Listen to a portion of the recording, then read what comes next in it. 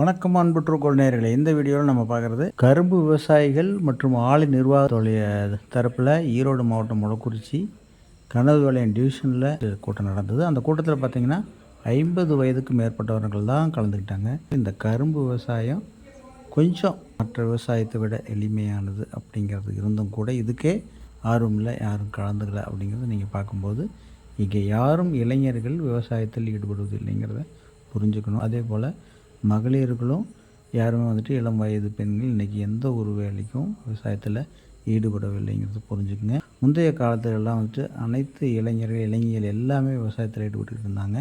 அதுதான் வழி வழியாக விவசாயம் தொன்று வந்துக்கிட்டு இருந்துச்சு.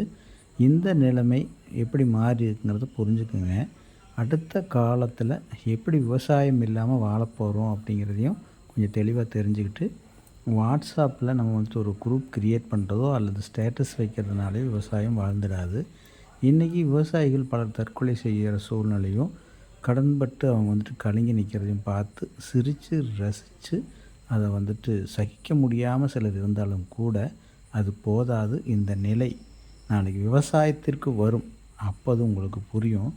அப்போ தான் அந்த நிலை புரிஞ்சு அதுக்கப்புறம் நீங்கள் நடவடிக்கை எடுத்து நீங்கள் சேர்வதற்குள்ளே உங்களுக்கு உணவு பஞ்சத்தினால் சோர்வு ஏற்படுங்கிறத புரிஞ்சுக்கிட்டு அதற்கு இப்போதே இன்றைக்கே அதுக்கு ஒரு தீர்வை கண்டால் அடுத்த தலைமுறை எந்த ஒரு உணவு பஞ்சம் பாகுபாடு இல்லாமல் நல்ல முறையில் வாழ முடியும் அப்படிங்கிறத புரிஞ்சுக்குங்க. அனைத்து விவசாய குடும்பத்தை சார்ந்த எந்த ஒரு இளைஞர்கள் யாருமே விவசாயத்தில் ஈடுபடலைங்கிறதே முதல் தகவலாக தெரிஞ்சுக்குங்க. ஆலை நிர்வாகம் சார்பாக இந்த கூட்டப்பட்ட கூட்டத்திலையும் முதன்மையாக வச்ச தகவல், மிஷினுக்கு மாறுங்க. அறுவடை சோகை உரிச்சலுக்கும் நடவு செய்கிறதுக்கும் மிஷினுக்கு வாங்க. எல்லாம் நாற்று முறை நடவுக்கு வாங்க. இதனால் ஆட்களினுடைய செலவு குறைக்கலாம்.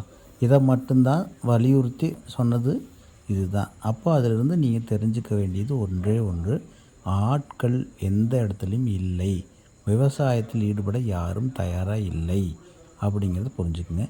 இதற்கு காரணம் நாகரீக வளர்ச்சி மற்றும் வேலைப்பளு அதிகம், அடுத்தது லாபம் இல்லை அப்படிங்கிறது தான்.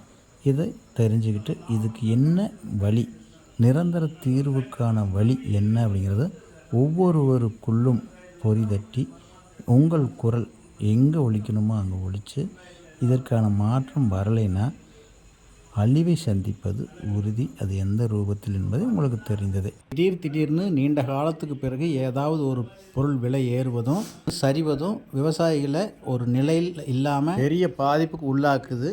இதையெல்லாம் தவிர்த்து ஒரு நிரந்தர விலை கிடைக்கிறதுக்கும் அது லாபகரமாக இருக்கணும் அப்படிங்கிறதுலையும் உறுதி எடுத்து உங்களோட அனைத்து நுகர்வோரும் இணைந்து இதை செயல்படுத்தினால்தான் நடக்கும். இப்போ திடீர்னு தக்காளியும் வெங்காயம் விலை ஏறினா மீடியாக்கள் கொந்தளிக்குது. மக்கள் சகிச்சுக்கிட்டால் கூட அந்த மீடியாக்கள் ரொம்ப இதை பெருசு பண்ணி மீடியானுடைய ரேட்டிங் உயர்வதற்கு விவசாயிகளை பலியாடாக்காதீங்க. இன்னைக்கு நிலைமைக்கு உணவு தானிய பொருளுடைய உற்பத்தி உபரியாக இருக்கிறதுனால உங்களுக்கு விவசாயத்தினுடைய அருமை தெரியல. அது ஒரு நாள் ஸ்தம்பிக்கும், அப்போ உங்களுக்கு புரிய வரும். கடைசி தலைமுறை விவசாயியாக எங்கள் ஊர்லேயே இந்த ட்ரூ கோல்டு செந்தில் இருக்கிறங்கிறத நான் பதிவு செய்ய விரும்புகிறேன். நன்றி, வணக்கம்.